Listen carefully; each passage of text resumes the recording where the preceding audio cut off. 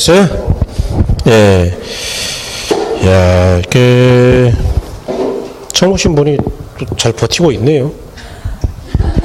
집에 가실 줄 알았더니 안 가시고. 훌륭해. 아우, 굉장히 훌륭하신데, 진짜. 예. 알아듣는 건 없죠? 훌륭하긴 한데, 아직은 못 알아들어요. 예, 그래서, 공부하는 근성이 굉장히 대단하신 겁니다. 그래도. 예. 힘들 텐데. 일단 여러분 요약지 197쪽 먼저 보죠. 자, 지역 분석과 개별 분석인데요. 이 지역 분석과 개별 분석도 이제 별 3개 해주시고, 1번, 지역 분석과 개별 분석의 의의에다가 별 3개 할게요. 이게 무조건 나온다 그 이야기인데, 지역 분석의 의의죠.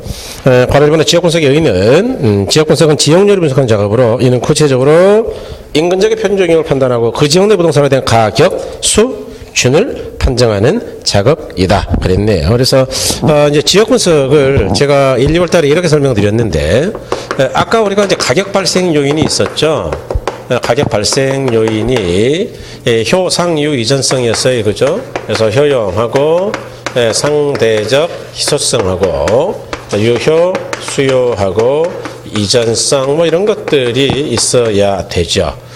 그럴 때 이런 것 때문에 이제 발생된 가격에 이제 영향을 주는 것들이 있는데 그걸 뭐라고 했느냐? 가격 형성 요인이다라고 이야기 드렸다 이야기예요. 그래서 가격 발생 요인하고 가격 형성 요인에 대해서 이제 우리가 공부하신 거죠.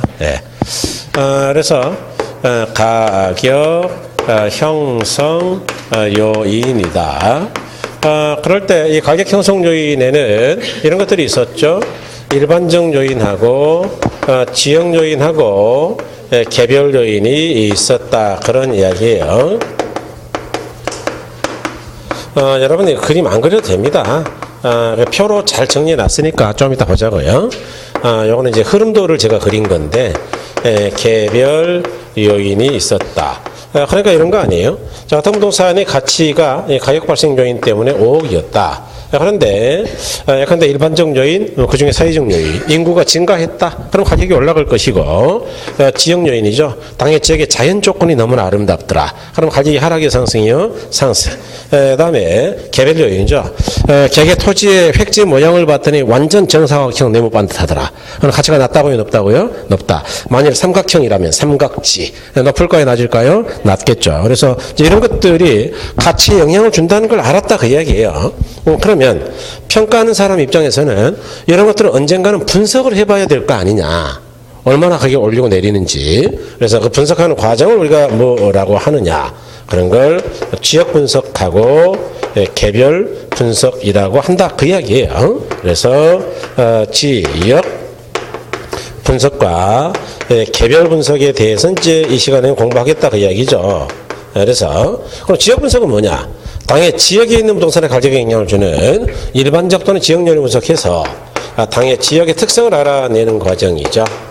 이 지역이 주로 주거지냐 상업지냐 이런 거. 그래서 이로부터 우리가 뭘 알아내고 싶은 것이냐.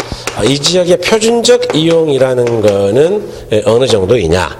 예컨대 학원 건물을 평가한다면, 자, 이 지역은 봤더니 평내 호평역 근처는 주로 상업지역이더라. 그럴 때 상업지역인데 그 중에서도 주로 표준적 이용은 대략 8층 정도의 업무용 빌딩이 많더라. 바닥 토지 면적은 대략 한 200평 근처 되더라. 그러면 이 지역에 있는 부동산들의 대략적인 가격 수준을 판단할 수 있을까요? 있겠죠. 그래서 대략 봤더니 한 150억 정도 하더라. 얼마인지는 제가 잘 모르겠는데 얼마예요 이거 빌딩? 오늘 이 동네에 계시는데 모르세요? 관심을 가져야죠. 이 꿈을 크게 가지셔야 돼요. 제가 항상 이야기했잖아요. 언젠가는 빌딩을 하나 갖고야 말 거야. 아니 뭐 언제가 될지는 몰라. 저도 그 동네가 뭐 어디 있죠, 시골일지 도심일지 그것도 몰라요. 가격은 모르고 하나 갖고 싶다고 그냥. 그래서 뭐 그렇게 되면 이제 은퇴하는 거예요. 그냥 바로 시골이건 어디건 간에 거기 살 거예요 나는. 부동산 관리는 하면서. 좋아요. 별로 그렇게 반응이 없는 것 같으니까 어쨌든 가격 수준 150억으로 하자. 그런 다음에 이제 이 개별 요인을 봤죠. 그래서 개별 분석하겠습니다. 이 학원 건물의 바닥 땅의 모양을 봤더니 도로가 2개 접하고 있네요. 그런 걸 각지라고 하고요.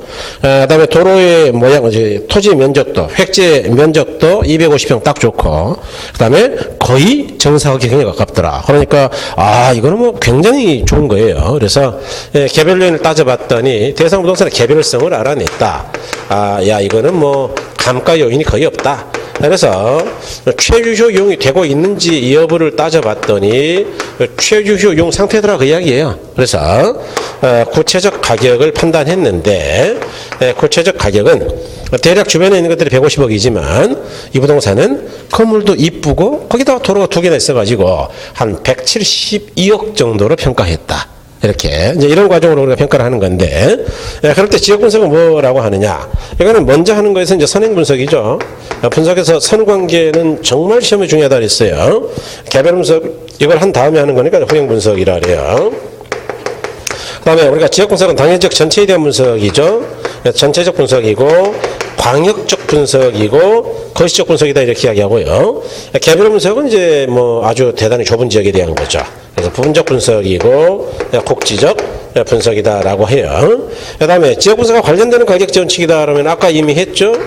적합의 원칙이 관련이 있고 개별 분석과 관련되는 가격 원칙이다 그러면은 균형의 원칙을 이야기한다 그런 이야기예요. 그래서 이와 같이 자 여기서 우리가 주로 기억해야 될 건 뭐냐 하면 자 지역 분석이라 하면 선행 분석인데 당의 지역의 가격에 영향을 주는 이러한 것들을 분석해서 당의 지역의 특성과 표준적 이용을 발견하고 이를 통해서 구체적 가격을 알아낸다고요. 가격 수준이라고요. 가격 수준을 알아내는 것이다. 그다음에 개별 분석이 뭐냐 그러면은 이건 후형 분석인데 개개 부동산의 가격에 영향을 주는 획지, 모양, 면적, 고저, 장단 등등 개별 요인을 따져서 대상 부동산의 개별성을 발견하고 이를 통해서 최유효용을 발견하는 과정이다. 그래서 구체적 가격을 알고 싶은 것이다 그런 이야기죠. 그럴 때 대상 부동산의 최유효용은 어떻게 결정되느냐? 당해적의 표준적 이용에 따라서 결정된다. 이런 걸 제약한다라고 이야기해요. 이런 최유용이 다시 표준적인 영향을 주기도 하는데 그런 건 이제 피드백이라고 하는데 오늘날 뭐 피드백이라는 이야기를 많이 안 해요. 옛날과 달라서. 그래서 암기할 것들을 좀 줄이자고요. 제약한다 정도까지는 아셔야 된다. 시험에서 아주 잘 나오죠. 그래서 자 지금부터는 읽는 것들마다 다 기출지문이니까 이 표를 보면서 한번 내용이 이 안에 있는지 확인하면서 읽으세요. 자 하나 봐. 아까 다시 1번 다시 볼게요. 의 다시 볼게요. 시험에 나왔죠 이것도? 157쪽. 지역 분석의 요인데 자 지역 분석은 지역 요인을 분석하는 작업이랍니다. 지역 요인. 맨 위에 있죠. 이는 구체적으로 인근적의 표준적 이용을 판단해 가지고 그 부동산에 대한 가격을 판정한다고요? 가격 수준이라고요? 좋아요. 자, 그러니까 바뀌면 안 돼요. 가격과 가격 수준, 표준적과 최유용 바뀌어서 이제 틀린 지문이 되는 겁니다. 넘어가셔서 필요성이죠. 동그라미 1번에 대상 부동산 관지역은 다른 지역과 구별되는 지역 특성을 갖는다. 이 특성은 대상 부동산의 가격 수준에 영향을 주는 지역 요인의 바탕이 된다. 여기요. 이 지역 특성은 뭐가 바탕이 된다고요? 지역 요인. 그래서 가격 수준에 영향을 안 준다고요? 준다고요? 준다. 다 있죠, 이 안에. 그 다음에 이번에 지역 분석을 함으로써 당해 지역의 특성 및 표준적 이용 상태를 파악할 수가 있다. 그랬어요. 그래서 지역 분석을 하면 당해 지역의 특성하고 지역의 특성, 표준적 이용을 알 수 있다. 그랬네요. 그 다음에 이제 4번에 감정평가 시 이용할 사례자의 수집 범위를 밝혀준다. 조금 이따가 할 거예요. 그 옆에 있는 그림 가지고 설명할 거예요.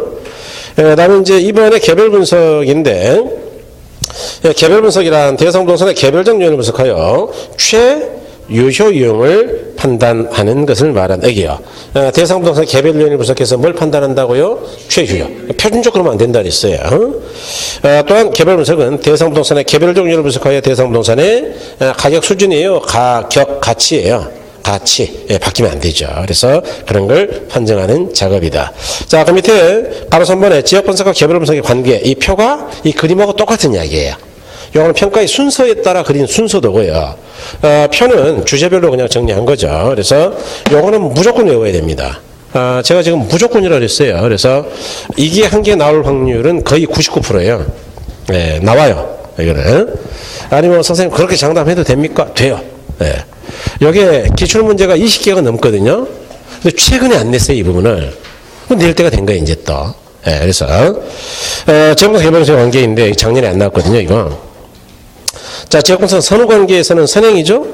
개별 후행이고요. 분석의 내용은 지역분석은 지역률 분석이죠. 개별 분석은 이제 개별률 분석이고, 다음에 이제 분석의 범위 보니까 지역분석은 전체적 광역적 거시적 분석이죠. 개별 분석은 부분적 국지적 미시적이에요. 다음에 이제 분석의 기준 보니까 표준적 이용이죠. 그 다음에 최유 이용이고요. 가치와 관련해서 지역 분석은 가치 수준이고, 개별 분석은 가치죠. 그 다음에 가치 원칙 봤더니 지역 분석과 관련되는 건 적합의 원칙이고, 개별 분석은 균형의 원칙이죠. 그래서 가기 구분, 제목에서 조금 두껍게 된 거 있잖아요. 그거 다 배워야 돼, 그거. 두꺼운 게 어째 조금 표시가 잘 이게 안 보인 것 같기도 한데, 어쨌든 두껍죠, 그죠? 그거는 외워야 된다. 그 다음에 다 두껍네, 근데 보니까. 다 외우란 얘기. 그다음에 이제 이번에 지역 분석의 대상이다 그랬잖아요. 그래서 이 지역 분석의 대상 지역은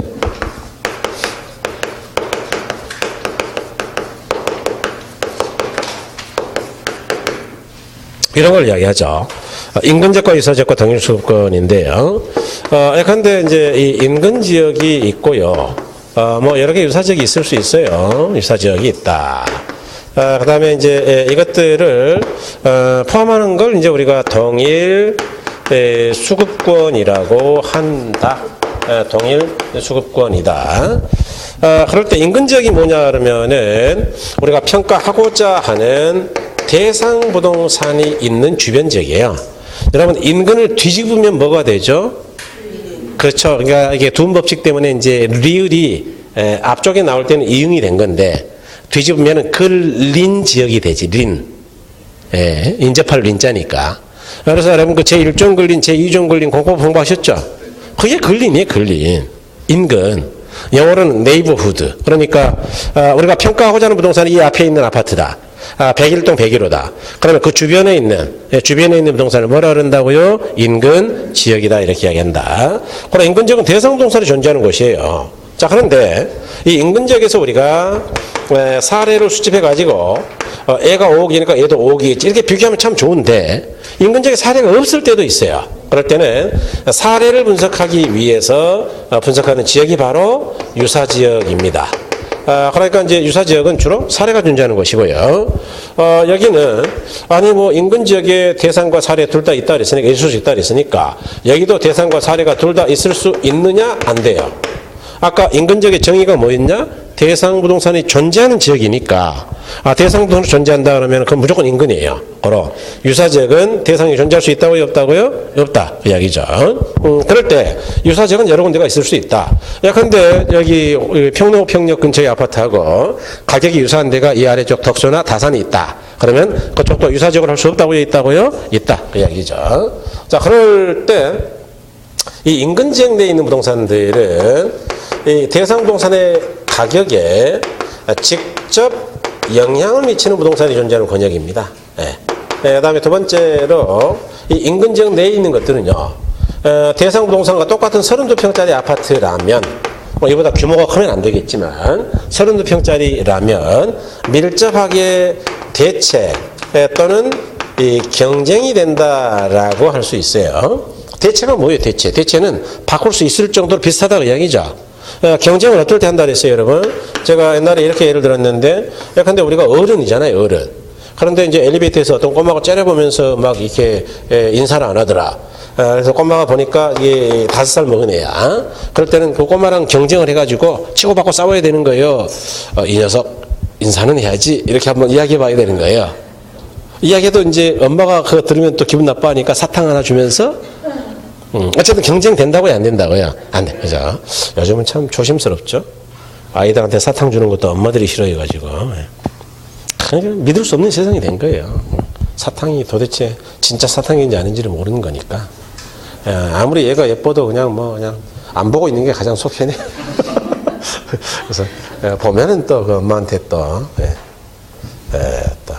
그래서 대체 경쟁이 된다는 이야기는 뭐냐, 여러분? 아주 비슷하다는 이야기예요, 이게. 그러니까 결국 이 안에 있는 같은 동네의 인근 지역에 비슷한 것들이라면 가격 수준이 차이가 심하게 날까요? 비슷할까요? 그렇죠. 그래서 여기서 가격 수준이 비슷하다 그 이야기, 가격 수준. 그러니까 가격 수준이 비슷하니까 평가의 사례로 쓸 수가 있다 그런 이야기가 되는 겁니다.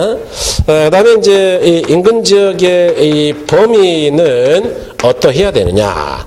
이거는 너무 넓어도 안 되고 너무 좁아도 안 됩니다. 즉 적절해야 되는데요. 근데 남양주에 있는 부동산을 평가하는데 너무 넓게 잡아가지고 수도권 전체 그러면 똑같은 32평이어도 가격이 같겠어요? 달라질 수 있겠어요?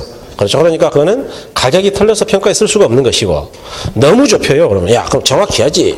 너무 좁혀가지고 이쪽 한 동도 아니고 한 단지도 아니고 한 동만 가지고 인근 지역을 설정했다. 그러면은 사례가 있겠어요? 없겠어요? 없죠. 그러니까 적절해야 된다 이야기죠. 그다음에 유사지역은 어떻게 이야기하느냐? 이거는 인근 지역과 유사한 다른 지역입니다. 그러니까 이 동네는 아니고 다른 동네다 그 이야기죠. 자, 그렇지만 인근 지역하고 어떻게 돼야 되느냐?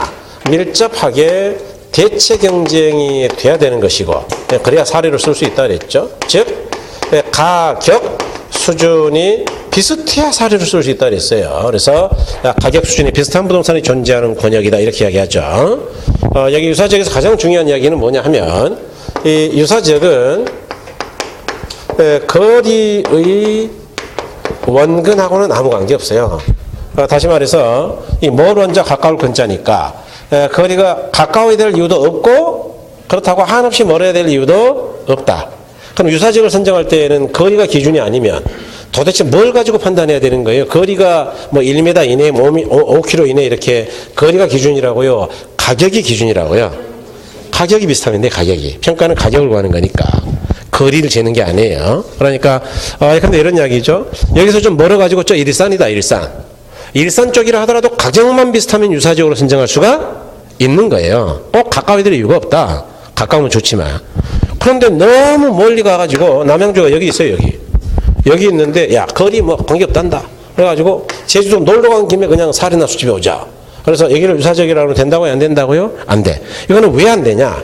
사실은 거리가 멀어서가 아니고, 이거는 가격이 차이가 날 수밖에 없어요. 왜냐? 가격 형성 요인이 다르기 때문에.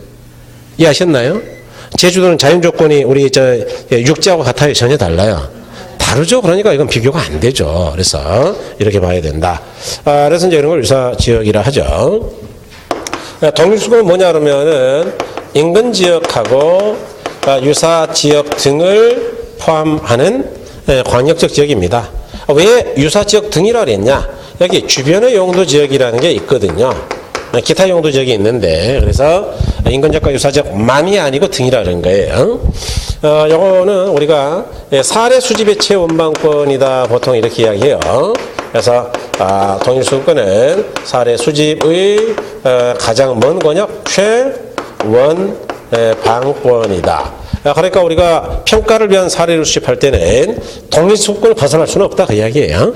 그래서 이 동일수급권은 인근 지역에 있는 대상 부동산하고 밀접하게 대체 경쟁이 되는 부동산이 존재하는 곳이에요. 이야기는 뭘까요? 대상 부동산과 가격 수준이 심하게 차이가 난다고요? 비슷하다고요? 비슷하다 그런 이야기죠. 그럴 때 여기서 시험에서 아주 중요한 거는 용도별 동일 수급권의 범위인데 범위. 요거는 단독 문제로 아주 많이 나오죠. 예컨대 주거지라든가 상업지라든가 공업지라든가 농지나 임지라든가 후보지나 이행지죠. 이렇게 감정평가상 용도적 종별에 따라서 동일수급 범위를 어떻게 선정할 거냐 그 이야기예요. 주거지는 도심과의 통근 가는 거리를 기준으로 한다. 그래서 이게 쾌적성 또는 편의성이 기준이니까 도심과의 통근 가능 거리를 기준으로 한다. 그러니까 이제 주거지라는 게 말이죠. 어떨 때 가격이 비슷하냐. 그런데 우리가 광화문 기준으로 출근하는데 1시간 권역이 걸리는 거리다. 그러면 가격이 심하게 차이가 날까요? 비슷할 가능성이 있을까요? 비슷해요. 2시간 걸리는 데보다는 비싸겠죠. 이해하셨나요? 그러니까 통근 가는 거리를 기준으로 한다. 상업지는 이제 수익성의 효용이죠. 가치를 결정하는 가장 중요한 요인이죠. 그래서 수익이 대체가 되는 지역이다. 수익이 대체가 된다는 이야기는 수익이 비슷한 지역이다 그 이야기예요. 그래서 그런 걸 기준으로 한다. 그래서 이제 더 정확하게 말하면 상권의 크기를 가지고 한다 그 이야기인데 조금 이따 이야기할게요. 공업지는 생산 또는 판매에 소요되는 비용이 대체가 되는 지역이다. 이거는 비용이 비슷한 지역이다 그 이야기죠. 그 다음에 농지와 임지 같은 경우는 별로 안 중요한데 통근 경작이 가능한 거리의 2배이다. 이건 이제 줄여서 통작 가능 거리라고도 하는데 여기가 집이에요, 집. 그럴 때 농사 지을 때는 어느 정도로 가야 되느냐. 여러분 이제 농사를 지을 때 이러면 되겠어요? 아침에 도시락을 싸가지고 이제 걸어가요. 걸어가가지고 한 20km 밖에 있어가지고 밤이 될 때까지 걸어가가지고 점심 다 까먹고 배고파 죽겠는데 도착해가지고 삽질을 하려고 했더니 밤이야. 그럼 농사 지을 수 있는 거요? 날을 새고 집에 와야 되는 거예요. 이거는 통근 경작이 안 되죠. 그러니까 통근 경작이 경작 가능한 거리란 이야기는 왔다 갔다 농사 지을 수 있어야 되니까 대충 2시간 안에 갔다가 농사 한 4시간 짓고 점심 먹고 2시간 안에 돌아오는 거. 그러니까 인간이 2시간 정도 걸어가면은 대략 얼마나 걸어가요? 뭐 시간당 한 5km는 가지 않나요? 평지는? 그러니까 이건 이제 평가사마다 판단이 좀 달라요. 저 같은 경우는 걸으면 빨라서 뭐 이 정도 될 것 같은데. 그러니까 뭐 한 10km면 난 갈 것 같아. 그냥 뭐 2시간 열심히 걸어가면 되니까.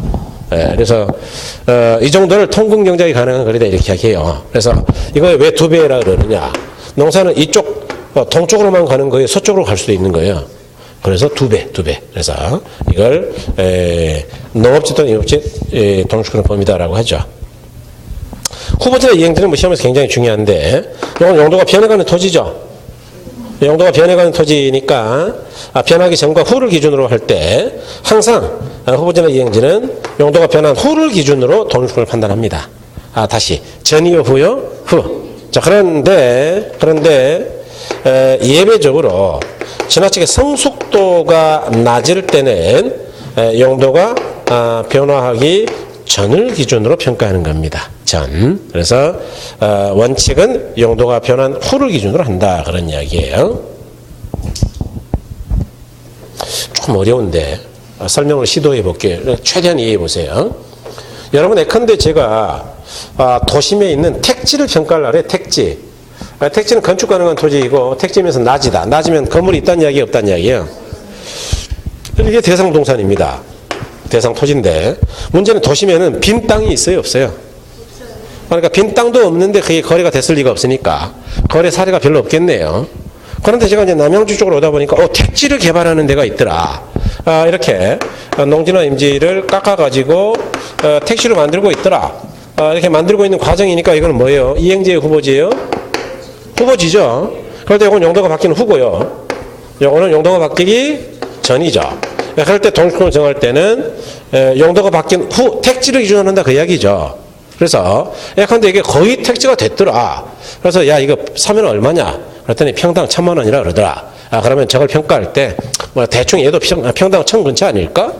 위치가 좀 더 좋으니까 도심이니까 20% 올릴까? 1,200 이렇게 평가할 수 있다 그 이야기죠.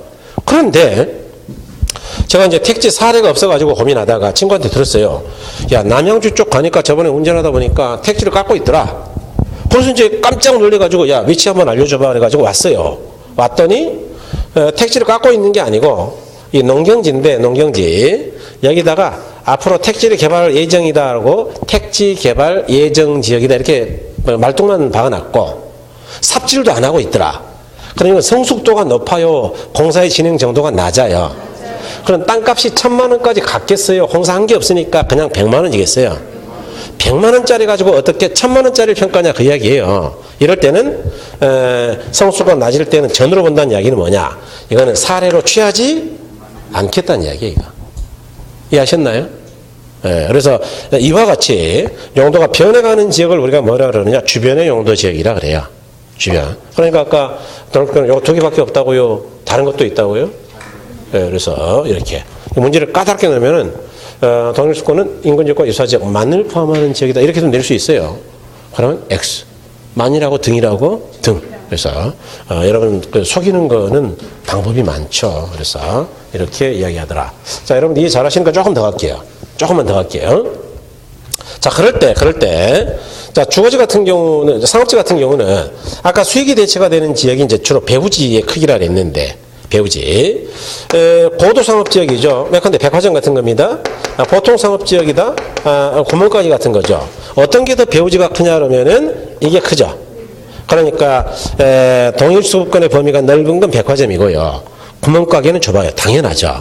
여러분들 이 앞에 이마트를 평가한다고 생각해 보세요. 평가. 이마트 가격이 얼마냐? 여러분이 평가해야 돼요. 사례가 남양주 안에 있겠어요? 없겠어요? 남양주 안에 이마트가 한 개 더 있는지 없는지 그것도 제가 모르겠는데 거래된 사례가 있어요? 고맙습니다. 예. 그러니까 있다 하더라도 안 팔렸죠 그거.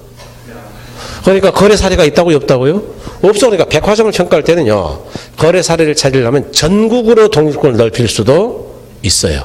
이해하셨어요? 그런데 이 밑에 편의점이 없었지? 쫙 내려가면 편의점 있잖아요. 편의점 평가해보자. 편의점 같은 구멍가게를 평가할 때는 사례를 전국에서 찾으면 되겠어요? 가격 차이가 심하게 나겠어요? 그러니까 비싼 데도 싼 데도 있고 심하게 나죠. 그러니까 이거는 좁은 지역에서 우리 남양주 지역에서만 찾아도 될 거다. 오케이? 그러니까 범위가 이렇게 달라져요. 자, 공업시도 마찬가지죠. 대규모 공업적이 있고요. 소규모 공업적이, 그렇죠. 깜짝 놀랄만 하죠. 어렵잖아요, 지금. 응? 네, 좋아요. 그래서 대규모하고 소규모 공업적이 있을 때, 예컨대 삼성전자 같은 어마어마한 기업은요, 사례를 국내에서만 찾아야 되겠어요? 전 세계에 찾을 수도 있겠어요? 제가 볼 때는 국내에는 없어요. 삼성을 비교할 만한 회사는 국내에는 없다. 제가 볼 때는 감히 말씀드리는데, 없어요. 삼성은 독보적인 회사예요. 그런데 소규모 조그마한 중소기업이다 반월공단 같은 데 있는 작은 거다. 그럼 그 동네 찾으면 되는 거지. 그러니까 거래사를 찾는 범위가 달라지죠. 자, 그런데 아주 조심해야 될 게 하나 있어요. 고급 주거지역과 보통 주거지역은 고급이 넓은 게 아니고 동일수권의 범위가 보통이 넓어요. 보통이. 그래서 이거는 이쪽과 추이가 정확하게 반대죠. 이런 걸 조심해야 돼. 반대가 되는 거. 헷갈리니까. 어째서 이거는 반대가 되느냐? 여러분, 우리나라 최고급 주거지역이 어디인지 혹시 아세요? 평창? 정답이 근사한 것 같아요. 그런데 정답은 아니에요. 평창동, 아시죠? 평창동? 이제 북한산 밑에 있는 거? 그 옆에는 구기동이고, 보각터널하고, 자하문 터널하고 이제 양쪽으로 접근이 가능하죠. 성북동이에요, 성북동. 제가 볼 때는. 성북동은 제가 이제 어렸을 때 이쪽에 인연이 있어가지고 한 집에 과외를 간 적이 있는데, 과외. 정말 집이 너무너무 커요. 정말 너무 스트레스 받았습니다. 사실 그때 돈을 많이 받았는데, 사모님이 너무 우아해가지고 이제 굉장히 조심스럽고요. 또 사모님은 잘 보이지도 않고 맨날 일하는 아줌마들이 막 여러 명 있어가지고 왔다 갔다 하면서 과일도 갖다 주고 이러면서 계속 감시하는 것 같아, 느낌에. 공부를 가르치고 있는지 놀고 있는지. 그래서 기분 더럽게 나빴거든요. 그래서 한 6개월 하다가 때려쳐버렸어요. 그냥 미안하다고 제가 공부 때문에 안 되겠다고. 그랬는데 이 성북동은 보통 집 자체가 어마어마하게 크고요. 그 다음에 애지간한 회장들 아니면 거의 못 들어갑니다, 이게. 그래서 배용준이가 성북동에 들어간 거 아세요? 배용준은 돈도 많고 좀 이미지가 괜찮죠. 그래서 성북동에서 난리가 났어요. 야, 딴따라 같은 애들이 어떻게 우리 동네에 들어오냐. 그래서 지역 주민들이 굉장히 반대했는데, 연예인들이 역대 성북동을 들어간 적이 한 번도 없습니다. 거기는 아주 싫어해요, 연예인들을. 저급하게 봐요. 수준이 낮은 애들이라고. 그래서 배용준만큼은 그래도 쟤는 이미지가 좀 괜찮잖아. 그래가지고 들어가는 걸로 돼서 들어갔는데, 여기 있는 주택들은 완전히 성체예요, 성체. 캐슬. 담이 막 한 20m 가까이 되고요. 밑에 일단 지하 주차장, 주차장부터 들어가, 땅속으로. 그래가지고 이제 들어가야 되는 게 대문도 있긴 있는데. 그래서 이제 저 같은 경우도 주차장을 통해서 다녔어요. 대문을 안 열어줘요. 들어온 것들이. 그래가지고, 문 누르면 주차장 열었으니까 그쪽으로 오세요. 이렇게 한다니까요. 짜증나가지고 차도 안 갖고 왔는데. 그래서 이제 그런 집인데, 이렇게 성북동 같은 최고급 주거지역은, 이제 잘 들으세요. 최고급은 제가 이거 하나만 있다라고 지금 가정을 한 겁니다. 이거는 유사한 지역이 있어요, 없어요? 그래서 인근 지역이 곧 동일수권이에요. 이해하셨어요? 네, 이제 그것만 이해하면 돼요. 뭐 나머지는 필요 없고. 그런데 우리가 살고 있는 이 보통 주거 지역은요, 우리와 유사한 동네가 없을까요? 너무 많아서 문제일까요? 그러니까 이거는 굉장히 넓어, 범위가. 이해하셨나요? 네, 그렇죠. 그러니까 최고급 주거 지역은 뭐 비교할 데가 없어요. 그래서 여기 가면 이제 뭐 현대 영빈관 뭐 이런 거 다 성북동에 있죠. 정주영 회장은 이제 청구동에 살았고요. 영빈관은 거의 성북동에 있어요. 자식들은 다 성북동 살아요. 정 회장만 그 청구동 쪽에 청와대 근처에 살았고. 이건희 씨는 어디 살아요? 원래 살던 데는 한남동. 지금은 리움 백화점, 홍라희 여사가 운영하는 백화점 있는 그 자리. 지금은 이제 강남으로 집으로 옮겼죠. 280몇 억짜리. 그럼 평가가 안 돼요, 그런 거는요. 비교할 게 있어야지. 그러니까 지 마음대로 평가하는 거예요, 평가사가. 예, 그런 게 뭐, 무슨 가격이 어디 있어, 가격이. 예.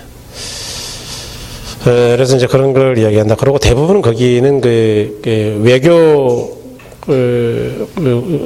외국 영빈관이 많아요, 성북동은. 그래서 그런 지역이죠. 그래서 가끔 가다 이제 열받으면은 여러분 성북동 가가지고 이제 소리 지르고 오면 돼요. 그죠? 예. 안 들려요. 어차피 안에서는. 그러니까 소리 빡 지르고 나서 이제 빨리 도망오면 돼요. 잡히면 안 되니까. 예. 인근 지역이죠. 인근 지역인데, 여기 보시면, 대상부동산 속한 지역으로 자, 부동산의 가치에 직접 영향을 주고, 대상부동산과 대체 경쟁 관계에 있는 지역을 말한다. 그랬죠. 다음에 이제 요건이죠. 그래서, 거기 이제 기업권을 읽어보시고, 뭐 지역사회보다는 작다. 당연히 작죠, 그보다. 니은말에 이제 그런 게 시험에 나오기도 합니다, 기업권. 니은말에 주거 상호 공활동도 특정한 토지 용도를 중심으로 집중된 형태이어야 한다. 그랬고요. 다음에 디귿번에 지역 특성이 대상 부동산의 가격 형성에 직접 영향을 미치는 지역이고, 이는 유동적 가변적이다. 그랬죠.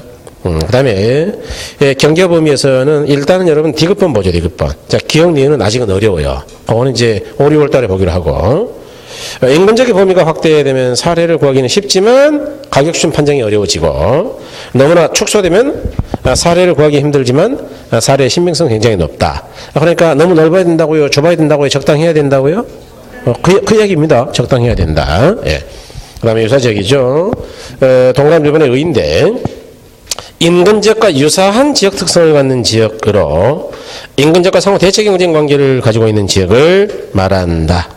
그래서 유사지역은 인근 지역의 지역적 특성을 보다 명백하게 할 수 있고, 인근 지역 내 사례가 없을 때 유사지역 내 사례를 선택할 필요가 있다. 그랬죠. 특징은 이제 뭐 기억법. 지역적 위치의 원근과는 관계없이 지역적 특성이 유사해야 된다. 그러니까 용도나 기능이나 규모 이런 게 유사하다는 이야기는 가격이 비슷하다 그 이야기입니다, 결국. 그래서 가격이 비슷하다 그 이야기죠. 사회경제 행정적 위치가 같다는 이야기는 그것도 가격이 비슷하다는 이야기죠. 그 다음에 동일수권인데 의 보시면 인근적 유사지역 및 주변의 용도 지역을 포함하는 광의 개념으로 상호 대체 경쟁 관계가 성립하고 상호 영향을 주고받는다. 그래서 이는 사례 수집의 뭐라고 한다고요?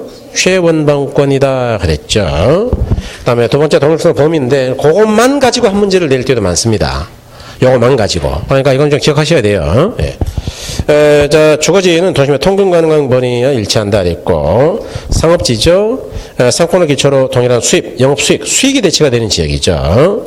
다음에 공업지는 생산과 판매 비의 경쟁성 면에서 대체. 그러니까 쉽게 말하면 비용이 대체가 되는 지역이고요.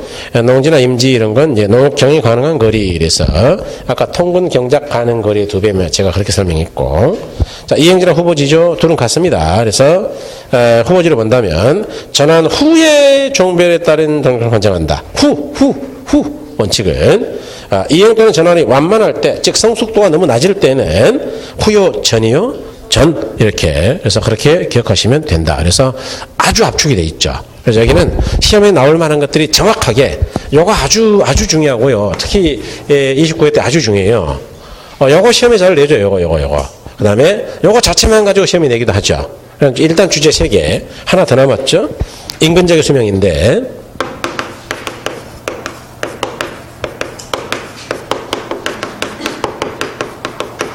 이 인근적인 수명이라는 거는 우리가 이미 몇 차례 이제 그러다 미리 썼죠. 그래서 예컨대 우리가 이제 주거분리와 여가 과정할 때도 제가 좀 설명을 일부러 드렸었고요. 그래서 몇 차례 보긴 했는데 그래도 조금 더 보셔야죠. 어떤 지역이 새로이 개발되어 뭐 다산 신도시 같은 신개발 또는 재개발된다라고 가정하자. 그러면 그 지역의 땅값이 많이 올라가겠죠. 그래서 이렇게 올라갔다가 일정 기간은 이제 땅값이 최고를 계속 유지하죠. 그러다가 너무 낡아지면 이제 땅값이 떨어져요. 그러다가 막 땅값이 난리를 치다가 바닥으로 뚝 떨어지는 단계로 가죠. 그래서 이거는 이제 우리나라 학자들은 보통 5단계로 설명하는데 성장기, 그다음에 성숙기, 그다음에 쇠퇴기, 그렇죠. 천이기, 악화기 이렇게 설명합니다. 그래서 뭐 여기 이제 뭐 박스에 내용이 많으니까 암기할 게 많은 것이냐 없어요. 제가 볼 때는 뭐 암기할 것도 없고요. 근데 여기 그래프 잘 보니까 지가가 하락하는 거에 상승하는 거예요. 그렇죠. 그래서 여기는 지가 개발이 시작되니까 상승률이 최고가 될 때죠. 다시 지금 가격이 최고인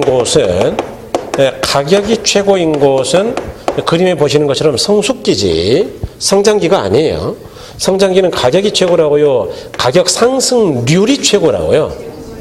그러니까 자고 나면 올라간다 그 이야기예요. 지금 제일 비쌀 때가 아니고 맨날 올라가고 있다. 상승률. 그 다음에 두 번째는 이쪽은 새로 개발이 되는 것이죠. 그래서 입지 경쟁이 굉장히 치열하고요. 그 다음에 세 번째는 이 지역은 원주민들보다는 교육 수준이 높은 사람들이 들어오죠. 새로 개발하면. 그래서 그런 걸 소득 수준이 높은 사람들이니까 상향 여가가 활발하다라고 이야기하는 거예요. 그 다음에 네 번째로 이 지역 같은 경우는 새로 개발되다 보니까 투자 또는 투기가 흑성을 부리기도 한다. 뭐 이렇게 이야기할 수 있는 지역이다. 자, 그래서 대략 15에서 20년이 지나서 이제 개발이 끝났다라고 치자. 그러면 성숙기로 접어드는데, 이 성숙기는 보니까, 이걸 이제 안정기라고도 하거든요. 그래서 가격이 최고이고, 지역 기능이 안정돼 있어요.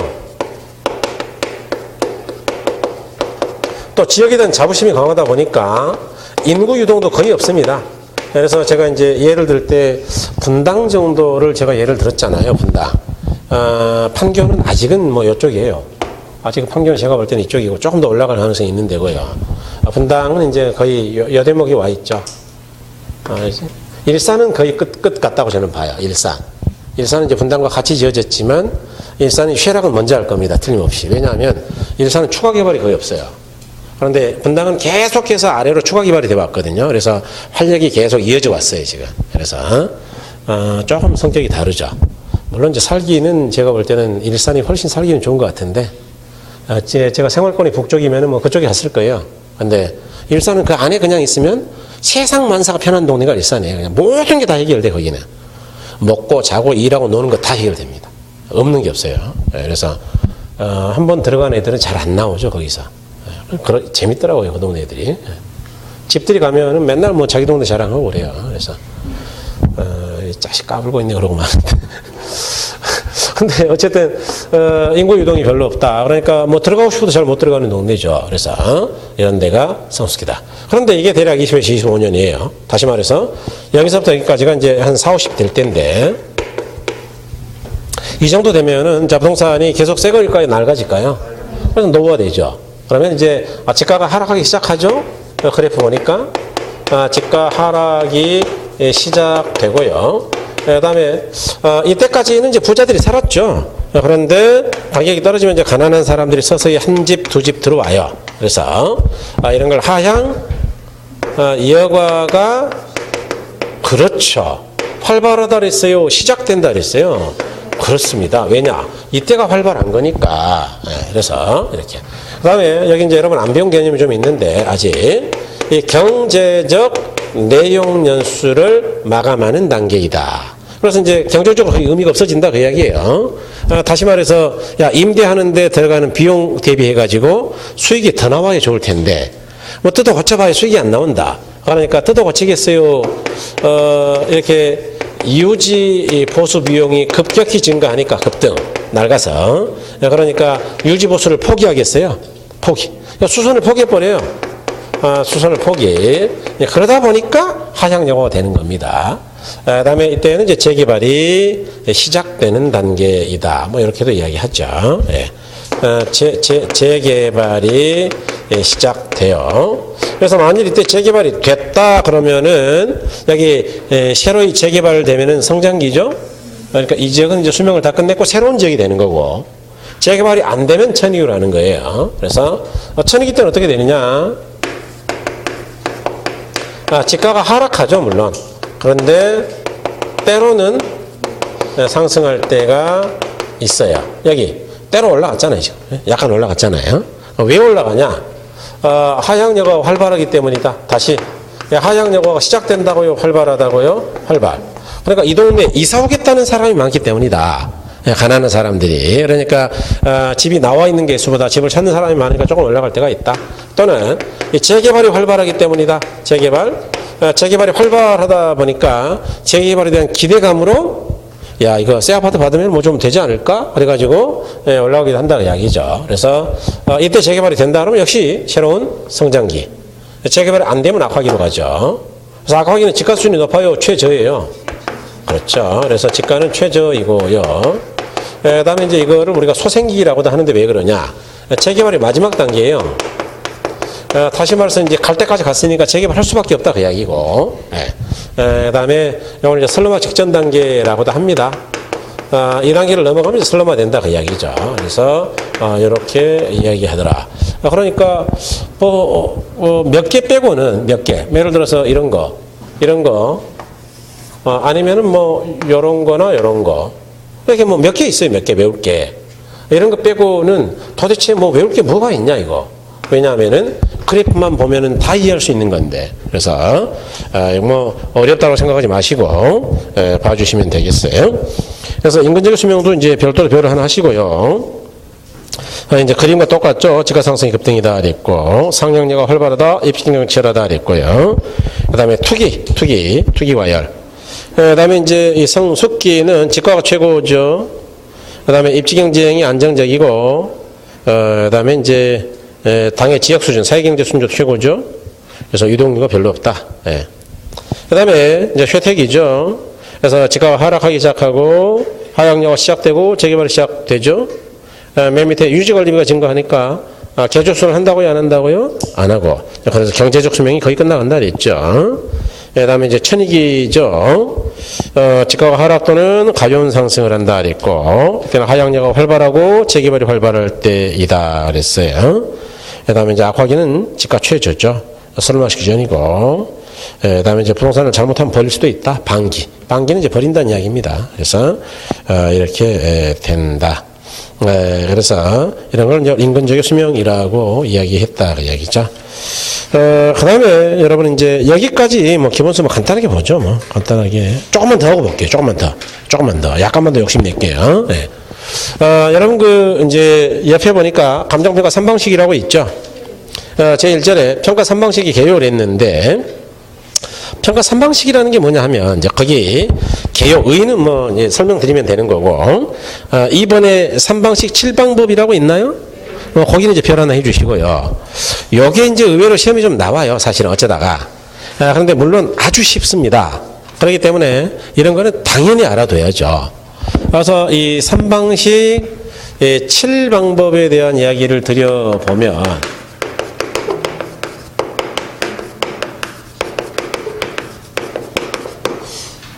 이제 원래 3방식 6방법이었어요. 그런데 이제 최근에 규칙이 개정되면서 거래사례 비교법, 비교 방식에다가 이제 공시지가 기준법을 공식적으로 이제 규칙에서 정의를 했죠.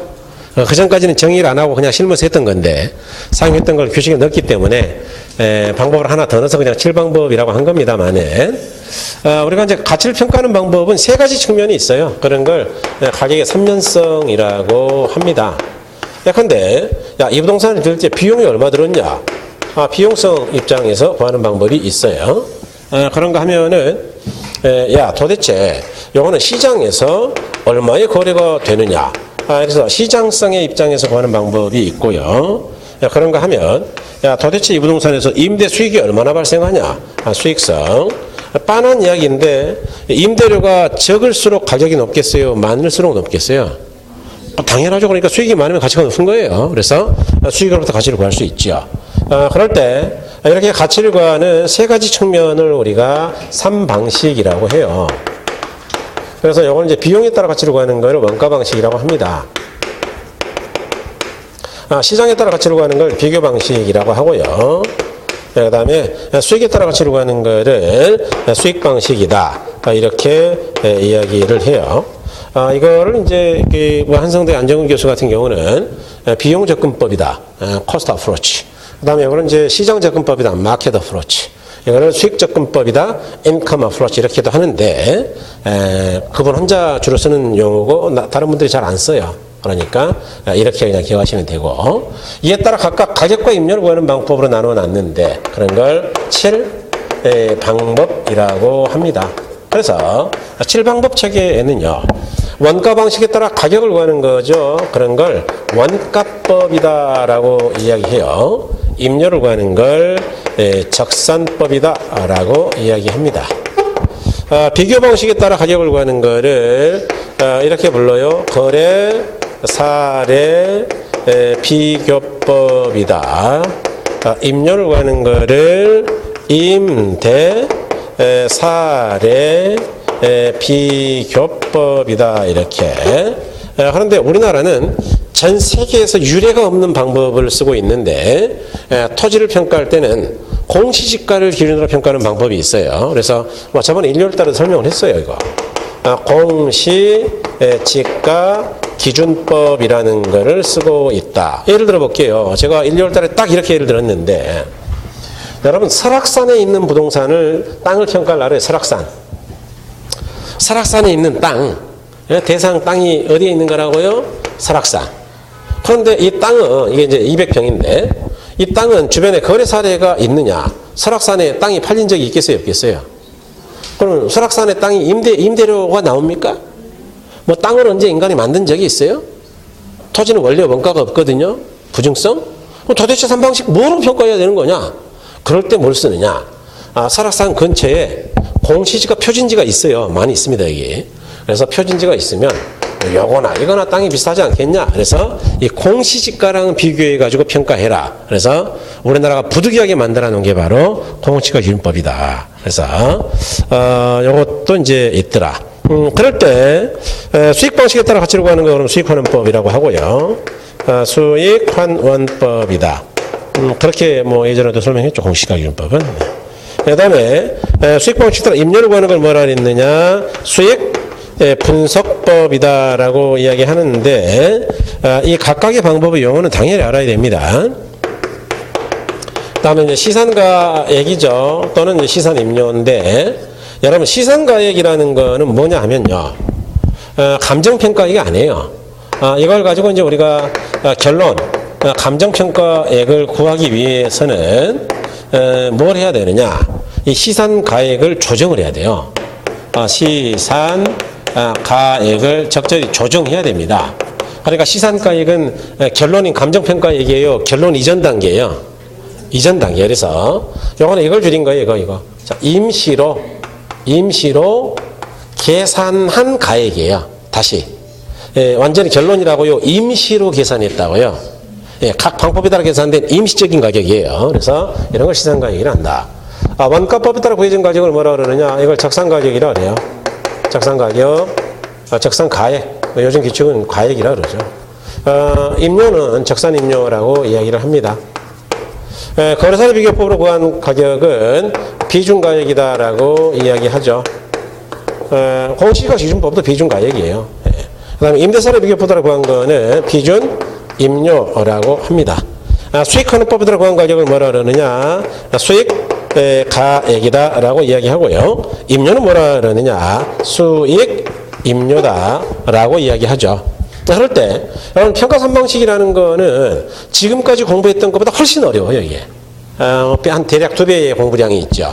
그러니까 이게 쉬운 방법은 아닌데 그래서 여러분은 시험에 나오는 걸 중심으로 해야 되겠어요. 그래서 적산법은 거의 의미가 없으니까 원가법 중심으로 공부하면 되고, 그 다음에 거래사례 비교법을 중심으로 하면 됩니다. 둘 다 별 의미 없어요. 뭐 설명을 드리겠지만 이거는. 요거는 수익분석법은 아예 안 나와, 이거는. 그러니까 수익환원법을 중심으로 공부하면 된다, 그 이야기죠. 자, 그럴 때 우리가 예컨대 자, 아파트를 평가한다. 아파트 32평짜리 아파트이다. 그래서 원가법에 따라서 구해봤다. 그걸 적산가격이라 그랬죠. 적산가액이다. 그 다음에 거래사례 비교법으로 구한 비중가액이 있고 수익방식으로 구한 수익가액이 있다라고 가정하자. 그래서 이 앞에 아파트를 평가했더니 적산가액 기준으로 봤더니 3억이다. 비중가격 기준으로 봤더니 3억 2천이다. 그 다음에 수익가격 기준으로 봤더니 2억 8천이다. 그러면 어떻게 감정평가액을 결정할 거냐 그 이야기예요. 시상가격 조정을 할 때 어떻게 하느냐. 이걸 싹 더해가지고 3으로 나눈다. 그런 건 단순평균이죠. 단순평균. 그런데 시상가격 조정은 단순평균을 한다고 했어요. 가중평균이라고 그랬어요. 이건 단순평균이 아니고 뭐라고? 가중평균이에요. 규칙에서는 정확하게는 가중평균이라는 말을 쓰진 않아요. 주된 방식에다가 부수적 평가 방식을 비교하는 것으로 한다 이렇게 돼 있어요. 규칙은. 그게 뭐냐? 해석하면 가중평균이에요. 그게. 어쨌든 단순은 아니다. 꼭 기억하셔야 돼. 이것도 잘 나가요. 예를 들어 봐라. 아파트 같은 경우는 보세요. 자, 지금 여러분 그 평가 공부 안 했어도 이 정도는 알 수 있죠. 아파트에는 원가라는 게 있어요. 원가를 구하기가 좀 어려워요. 있죠. 있기는 있는데 땅이라는 게 아파트가 내 땅이에요. 사실은 전용과 공용으로 공유하고 있어요. 명확한 내 땅이 없어요. 사실은 지분권이 비율은 있지만 그 다음에 땅값을 정확히 추계할 수가 있나요? 이거? 물론 공사비는 있지만 건물이야 당연히 추계가 되죠. 건물은. 근데 건물도 문제야. 아파트는 다 내 거예요. 공용 부분이 있어요. 노인정은 나한테 얼마나 비용을 처리할 건데 나한테 노인정 이해하셨어요? 공용 부분이 있잖아요. 관리동은 어떻게 관리동? 관리사무소에 있는 동. 또 그 아파트 단지 내 동네 어린이집 같은 거 어떻게 할 거예요? 그러니까 이거는 비용은 비교적 부정확한 방법이에요, 이거. 그래서 이거는 가중치를 10% 정도로 작게 준다라고 가정하자. 그러면 아파트는 거래가 잘 안 돼요, 잘 돼요? 거래 아주 잘 되죠. 그래서 이런 건 한 70% 정도 가중치를 두고, 그 다음에 아파트도 임대가 안 돼요, 되긴 돼요. 수익이 있죠. 그렇지만 아주 일상적으로 수익이 있는 건 아니죠. 다 내가 사는 거니까. 그래서 가중치를 20%로 둔다. 그러면 보세요. 여러분 생각에 그냥 단순 평균하면 얘가 3억이고 얘가 2천 위쪽이고 2천 아래니까 3억이 나올 것 같죠? 그런데 이렇게 가중치를 두면, 즉 비중 가격의 가중치가 많잖아요. 그러면 각각 곱해가지고 시그마 해보자. 어디서 많이 들었던 이야기네. 이거 평균? 예? 가중평균 많이 했잖아요. 그러면 3억보다 낮게 나오겠어요? 계산기 두드려 봐야 되겠지만 높게 나오겠어요? 높게 나오지. 이쪽이 가중치가 크니까. 뭐 3억은 4, 500 나오겠죠. 이해하셨어요? 그러니까 어쨌든 시상가액 조정은 이건 잘 나온다고요. 이거는 단순 평균은 절대로 아니에요. 이거는 뭐 시험에서는 아주 자주 써먹었어요. 그래서 그렇게 기억해야 된다. 그래서 비용이 얼마냐 뭐 이런 건 아까 삼면성으로 설명했죠, 그죠? 그다음에 이제 이번에 용어 싹 다 알아야 돼요. 용어. 그래서 원가법이다, 적산법이다, 그다음에 적산가액 이런 거 다 알아야 됩니다. 거래사례 비교법이다, 공시지가 또는 임대사례 뭐 이런 거 다 알아야 돼요. 그래서 비교도 알아야 된다. 그래서 그 용어를 싹 다 아는 게 지금 중요하고, 그다음에 넘어가셔가지고 3번에 시상가치 조정이다 그랬는데, 자, 별 하나 하시고, 여러분 알프레드 마샬, 신고전학파의 마샬은 등가성 이론, 삼면 등가의 원리를 주장했어요. 완전 경제 시장이라면 비용에 따른 가격이나 시장성에 따른 가격이나 수익에 따른 가격은 일치할 것이다. 세 가지 측면의 가치가 불일치한다고요, 일치한다고요? 일치. 이렇게 생각했다. 그런데 현실 시장, 완전 경제 시장이 불완전해요. 불완전하죠. 그래서 그 밑에 애킨스는 미국 학자입니다. 불안정 경쟁이죠. 현실적으로 부동산 시장은 불안정 경쟁 시장이므로 시장 가치가 일치하지 않더라. 그래서 애킨스는 3방식을 다 병용해서 웬만하면 같이 쓰고, 뭘 평가하든 3방식을 다 쓰고 시장 가치를 그냥 일치 안 하니까 놔두자고요. 조정을 하자고요. 조정. 이렇게 강조했다. 자, 그럴 때 가로 3번은 꼭 기억입니다. 시장 가치 조정인데 평가 3방식에 따라 구해진 가치를 단순히 산술 평균하는 게 의미하는 게 아니고 가장 정확한 한 가지 방식을 기준으로 다른 방식으로 그 합리성을 검토하여 조정한다. 그러니까 결론적으로 가장 중요한 방식에 가중치가 높다 그 이야기예요. 바로 단순 평균이요, 가중 평균이요, 가중 평균이다 라고 이야기할 수가 있다. 이렇게. 그래서 이렇게 보시면 되겠어요. 그다음에 그 4번에 평가 3방식의 장단점을 했는데 그런 거는 시험에서는 중요하지 않으니까 천천히 해도 되고요. 여러분 그 뒤쪽에 이제 원가부터는 정규 시간에 하겠습니다. 그래서 이제 여기까지만 우리가 기본서로 간단하게만 확인할게요, 여러분. 그러고 이제 오늘 수업 끝내겠습니다. 여러분 점심도 드셔야 되니까. 자, 351쪽이죠. 기본서 351쪽에 보시면, 그냥 끝내도 되는데, 그죠? 그래서 확인만 할게요. 351쪽에 보니까 4번에 지역분석과 개별 분석이 있죠, 그죠? 별 3개 하시고, 가로 1번에 지역분석의 필요성이라든가 목적 다 읽어봐야 됩니다. 그 다음에 넘어가시면, 514쪽이죠. 가로 5번에 인근지역이다. 자, 별 2개. 인근지역 514쪽. 제가 아까 몇 쪽이라고 그랬어요? 그래서 쳐다보셨구나. 죄송합니다. 513쪽이었어요. 지역분석 개별분석 513쪽. 찾으셨나요? 거기 이제 4번 지역분석 개별분석 별 3개라는 이야기고, 넘어가서 514쪽에 바로 5번에 인근지역 그랬는데, 거기 별 2개. 그래서 인근지역이 뭐냐, 특성이 뭐냐, 경계가 뭐냐. 4번 인근지역의 생애주기까지 여기 들어가 있죠. 그래서 이제 별 2개 한 겁니다. 그 다음에 넘어가셔가지고, 517쪽에 가니까 유사지역이 있나요? 유사지역 그것도 아셔야 돼요. 그래서 별 하나 따로 했고, 묶어서 하면 좋은데. 그 다음에 518쪽에 가로 7번에 가니까 동일수급권이라고 있나요? 여기는 이제 나올 게 많다 그랬죠. 그래서 별 2개. 그래서 이제 오늘은 반가로 2번에 동일수급권의 범위를 어떻게 결정할 거냐. 거기까지 지금 간 거죠. 그 다음에 519쪽에 보니까 이제 지역 분석 다 끝났고 개별 분석이 나와 있죠. 그래서 개별 분석이 나와 있고, 그 다음에 9번에 지역 분석과 개별 분석의 관계가 있는데, 그게 별 3개. 그래서 그거는 그 뒤에 표는 무조건 외워야 된다 그랬어요. 그래서 이 정도면 되겠고요. 자, 여러분 531쪽으로 가시면 531쪽에 이제 평가 3방식에 대한 이야기인데,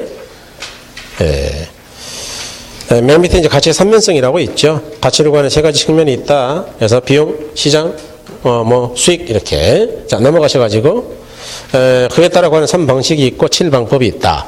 그래서 여러분 그 핵심 정리에 표의 용어들은 다 기억하시는 게 좋아요. 그래서 그 3방식, 7방법, 시산, 가액 거기까지는 알아야 돼요. 용어. 그 다음에 이제 큰 3번의 시산 가액의 조정이죠. 그래서 조정 방법 가로 3번 보니까 모든 경우에 3가지 가치를 동등한 것으로 보는 논리에 입각하거나 3가지 가치를 기계적으로 산술평균하는 것이 아니고, 그러니까 산술평균이 아니고 그 이야기입니다. 3가지 방식 중에서 대상 물건별로 적용된 주된 방법에 따르되 이에 시산가액을 다른 평가 방법으로 산출한 시산가액과 비교해가지고 합리성을 검토하는 방법이다. 그래서 동그라미 2번 맨 끝에 가니까 첫째 줄 맨 끝에 가중치를 부여한다 그랬죠? 가중치? 그러니까 단순 평균, 가중평균이요? 가중평균이다. 이제 그렇게 보시면 된다 그랬어요. 그래서 읽어보시면 이제 그런 이야기입니다. 그래서 오늘은 이제 거기까지 보신 거고요. 그 다음에 이제 534쪽에 원가 방식부터는 다음 주에 하도록 하겠습니다. 여러분 오늘 뭐 이 정도 하시죠. 그래서 원래 계획 같아서는 뭐 한 2시 반까지 하려고 했는데 너무 힘들 것 같아서 여러분이. 수고하셨고 이제 다음 주에는 나머지 3방식 하도록 하겠습니다. 여러분 수고하셨습니다. 고맙습니다.